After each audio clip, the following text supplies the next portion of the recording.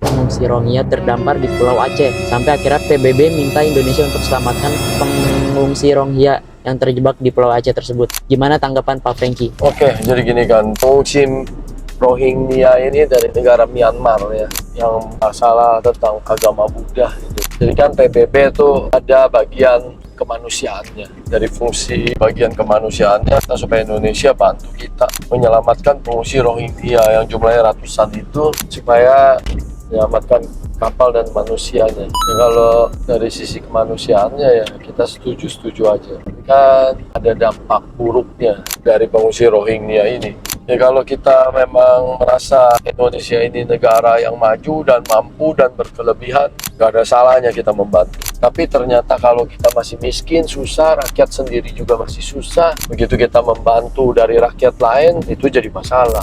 Tapi konon kabar katanya PBB ini memang memberikan anggaran kepada Indonesia untuk membantu pengungsi Rohingya. Nah, kalau memang seperti itu, kadang negara itu juga menghitung bahwa uang yang diberikan itu kalau memang bisa menguntungkan negara kita, Indonesia, yang ada salahnya juga kita jalani, gitu kan. Jadi intinya negara kita, rakyat kita masih susah. Masalah pengungsi Rohingya itu cuma bisa negara maju yang bantu. Tapi kalau mereka semua terancam nyawanya, kita sebagai sesama manusia udah nggak bisa melihat lagi suku, bangsa, dan negara. Kita tuh wajib bantuin karena sisi kemanusiaan. Tapi kan nyatanya mereka ini memang sengaja kok mencari penghidupan yang lebih baik di negara maju, dan tujuan dari negara yang mereka mau pergi itu bukan Indonesia. Mereka hanya singgah. Mereka tuh mau perginya ke negara maju, di Australia, di Singapura, Malaysia. Jadi kita Indonesia nih jangan juga mau dimanfaatin untuk jadi negara singgah mereka. Mereka tuh hanya manfaatin kita sebagai tempat menyinggah aja. Gitu sih.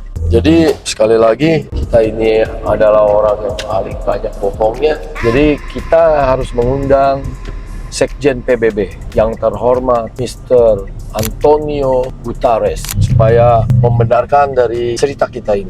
Lebih mudah bersama Monster Band. Kita nih selalu FYP di layar kalian. Kalau kalian mau terus untuk kami dalam mendidik dan mengedukasi budi pekerti buat generasi penerus bangsa kita, maka kalian harus follow supaya kita nih bisa mengembangkan tim kita. Seperti yang kita tahu, kalau orang baik itu terus diam, maka nanti kalah dari orang jahat.